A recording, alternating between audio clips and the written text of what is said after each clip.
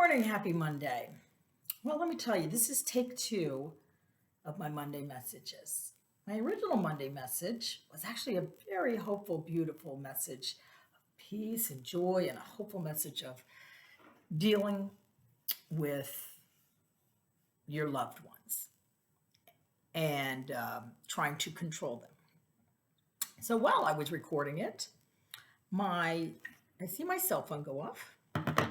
And I specifically went down in the basement of my parents' house so I could be at peace and isolated to give this Monday message. So I see that it's my husband calling. And I said, okay, well, this will only take 10 minutes. I will call him when I get done.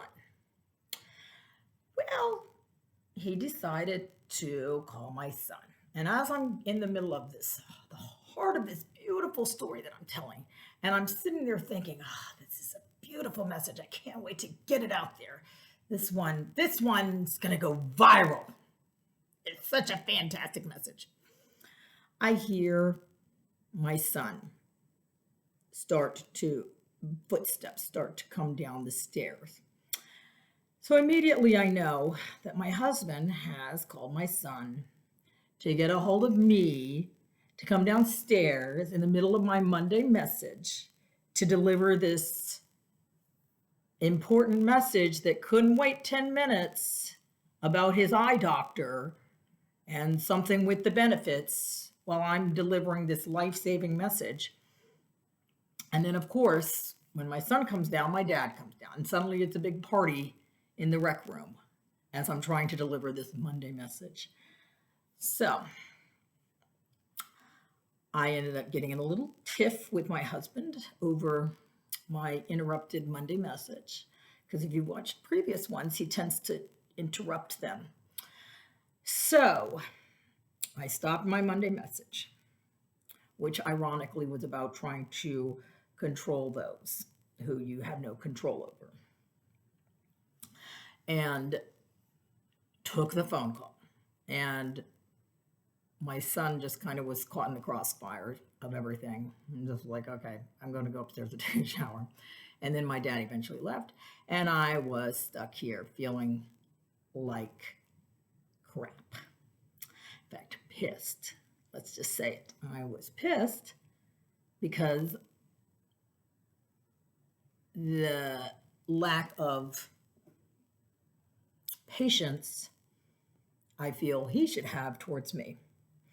And I pray every day before I do these that God helps me to deliver the message that most needs to be heard. So maybe maybe I was delivering the wrong message in the first place. Maybe God wants me to practice a little patience, tolerance, love, understanding, and forgiveness when it comes to other people, especially with family members right now. In the heart of the holidays, people probably getting on each other's nerves a little bit because they're confined in a space. I mean, we've been trapped together for about a year now coming up. So people can get a little prickly, I guess. So anyways, I decided I was going to just roll with the moment, let you guys in on the action of how I'm feeling right now and what I'm going to do to deal with it.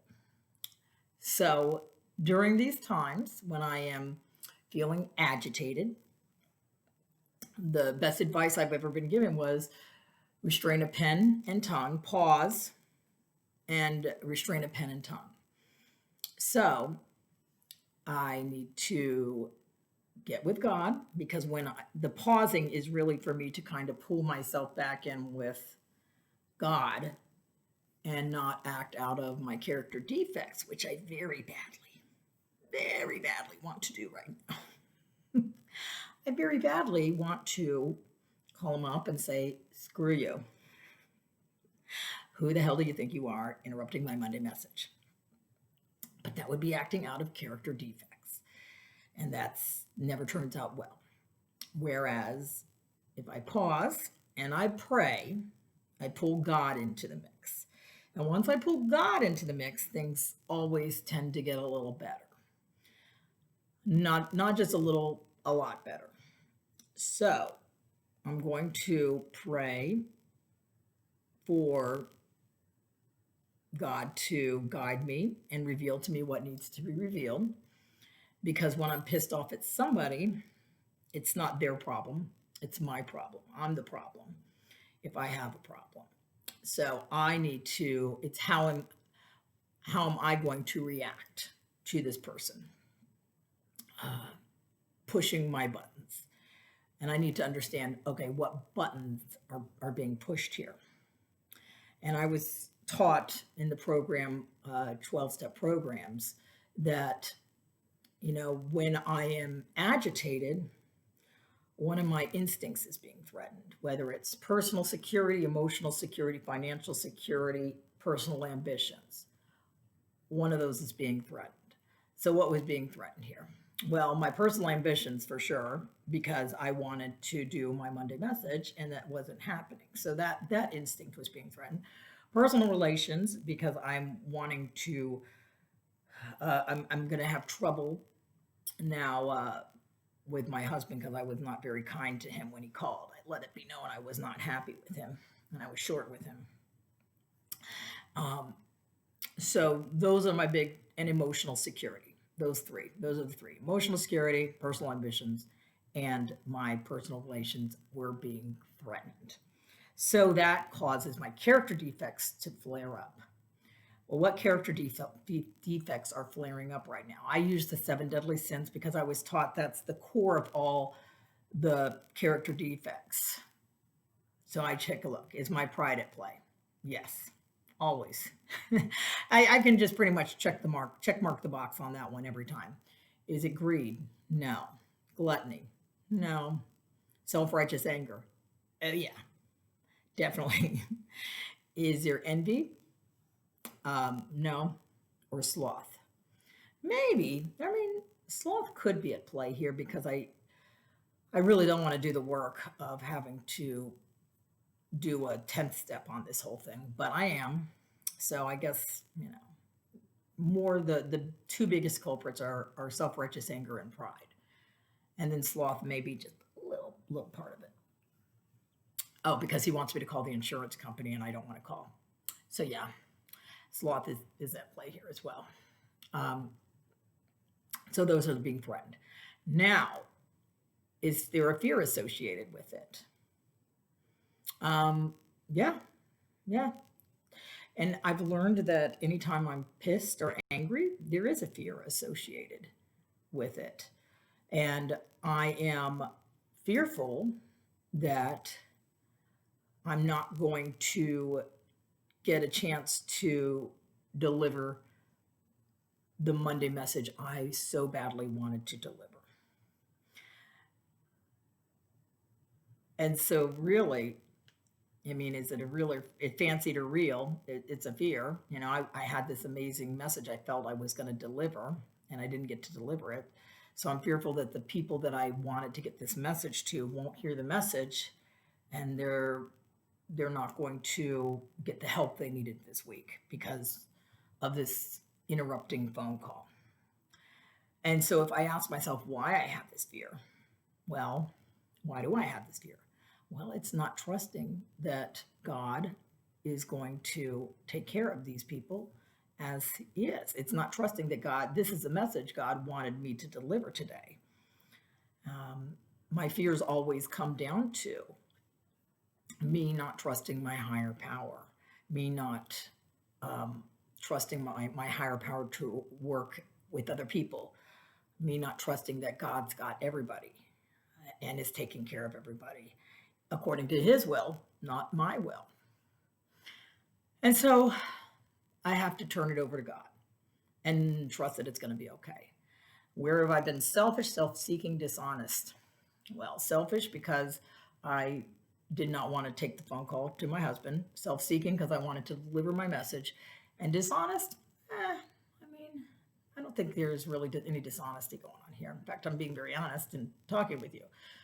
But it turns out that the message I thought I was meant to deliver was not on what I was originally going to deliver it on. It's on how to deal with resentments and doing, in 12-step recovery would be called doing a 10th step. It's taking a look at what's my part in this because I can't control the other person. I can only control me and how I react to it.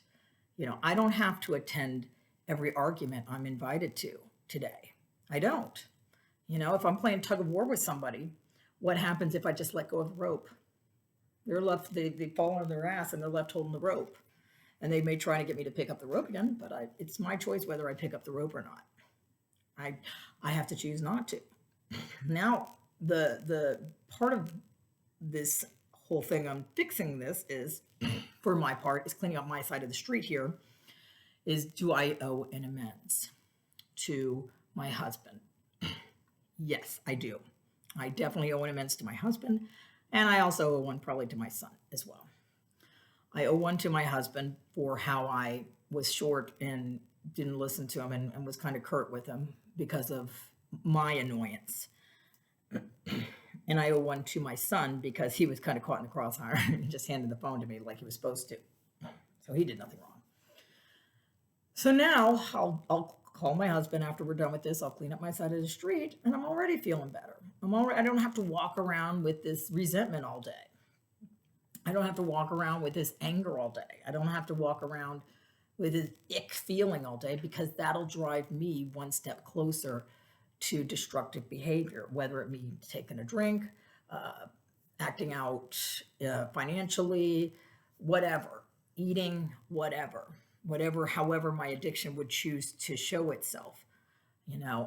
I have a path I can choose when I get in these resentments to either take a look at my part in it and what's going on with me and then go down the God path, or I can take it and run with it and try and, cause all kinds of chaos and problems, which never turns out well and only pulls me one step closer to a drink. So you guys have helped me walk through the resentment process today and helped me. It's 10-step work. I was able to do 10-step work, and now I'm going to give it over to God. And, thank God for allowing me to do this. There's a 7-step prayer. It says, "My Creator, I'm willing you should have all of me, good and bad.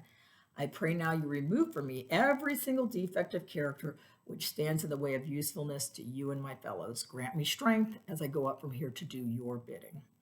And so I give it over to God and trust that God's got everything, and God's going to handle everything perfectly according to his will, not my will today. I feel so much better. I needed the Monday message today, turns out. So I hope you're enjoying these. If you are, make sure you subscribe so we can keep in touch and keep doing this. I'm really enjoying doing this, and I hope you are as well. And I will see you next week. I'll see you next year. I get to say that. I see you next year for 2021. And I know that's going to be a much better year than we've had this year. All right. Have a wonderful week. Talk to you later. Bye.